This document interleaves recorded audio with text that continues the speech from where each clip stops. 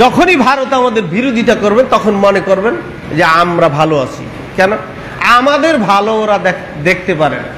যারা আগে এই 17 বছর অধ্যত্বপূর্ণ আচরণ করছেন, এখন একটু তওবা তিল্লা করে ঘরে বয়ে বয়ে থাকেন, বেশি ফটর ফটর করিয়েন না। কারণ আপনারা অত্যাচার কম করেন নাই, মানুষকে কম নির্যাতন করেন নাই। আপনাদের কথার কারণে আজকে এই সমাজ কিন্তু নষ্ট হয়ে যাচ্ছে, দেশ নষ্ট হয়ে যাচ্ছে। এত ফুর্তিকে আপনাদের লজ্জা শরম হায়া আল্লাহ দেয়নি যে আপনারা এত বেহায়া কাজ করেছেন, মানুষকে হত্যা করেছেন, মানুষের বিরুদ্ধে মামলা মোকদ্দমা দিয়েছেন, মিথ্যা কথা বলে কত কিছু করেছেন, তা কোনো কিছু বাদ রাখেন নাই। কত কিছু যে আপনাদের দ্বারা হয়েছে, এরপরেও এখনো আপনারা মনে করেন সেই দিন।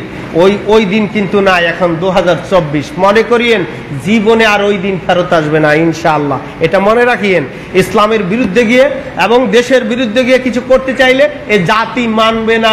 এই জাতি হাজী শরীয়তুল্লাহর উত্তরসূরি বাঁশের লাঠি দিয়া পিটাইয়া বেরিয়াদেরকে তাড়াইছে। আপনি আবার মনে করছেন ভারত দিয়ে আপনি এই দেশের চেষ্টা করবেন? অসম্ভব।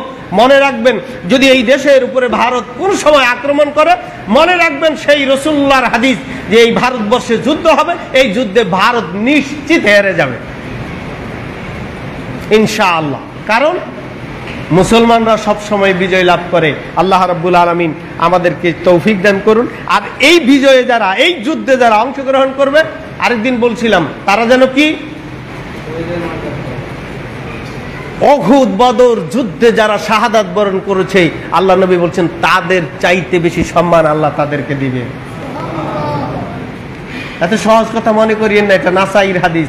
হুযায়ফা রাদিয়াল্লাহু তাআলা বলছেন যুদ্ধ হবে, নিশ্চিত হবে। শুরু কিন্তু শুরু হয়েছে। তারা মসজিদ ভাঙা শুরু করেছে। আজকে দেখলাম ওই যে ইসকনের এক সদস্য, এদের মন্দিরগুলোতে আপনার হলো প্রকাশ্যে জেনা হয়। এক মহিলা জুতা খুলে পুরোহিতকে জন্মের মতো মারছে। যখনই কোনো হুজুর পাইতো, হুজুর ধরে কোরআন পাইতো, কোরআন ধরে বলতো এটা জঙ্গি কিতাব আর জঙ্গি নেতা। ককটেল ফোটাইতো তারা নিজেরা বা তাদের কোন লোক দিয়ে, আর বলতো এরা হলো জঙ্গি। আবারও কিন্তু জঙ্গি খেলার চেষ্টা করতেছে।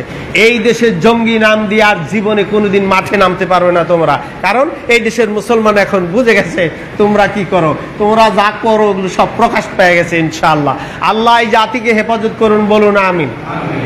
ডক্টর ইউনূসকে আল্লাহ পাক যেন হায়াতে তাইয়্যিবা দান করেন, বলেন আমিন।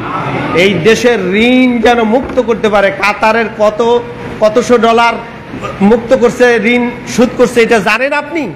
আশ্চর্য কথা মনে করেন। আল্লাহু আকবার। এরকম বীরের দরকার।